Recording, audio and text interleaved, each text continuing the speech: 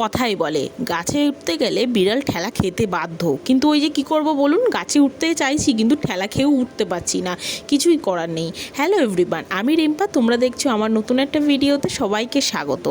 আমি শিবরাত্রির দিন ভিডিও করেছি ঠিকই, ওই ছোটোখাটো টুকটাক যাকে বলে ভিডিও করেছি ঠিকই, কিন্তু কোনোরকমভাবে এডিটের অভাবে নাকি আমি শেয়ার করতে পারছি না।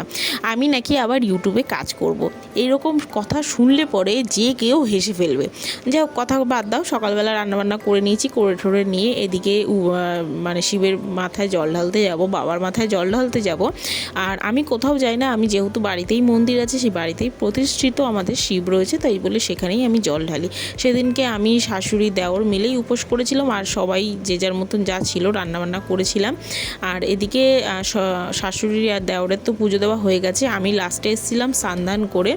এদিকে মায়ের চরণে দুটো ফুল দিয়েছিলাম, ওদিকে গোপালকে দুটো ফুল দিয়ে, বাবাকে ঘি মধু দিয়ে ভালো করে মাখিয়ে নিয়ে, দুধ দিয়ে ভালো করে স্নান করে নিয়েছিলাম। স্নান করিয়ে নিয়ে এদিকে বেলপাতা, আমের পল্লব, পৈতে, আখন্দের মালা দিয়ে ফল নিবেদন করে বাবাকে নমস্কার করে চলে গেছিলাম। তারপর তোমরা তো জানোই আমাদের মন্দিরে মা মনসা আছে। মা মনসা আমাদের বাড়ির পুজোর সময় তোমাদের সাথে অনেক কিছু শেয়ার করা আছে, যেটা তোমাদের সাথে শেয়ার করতে পারবো আশা করি।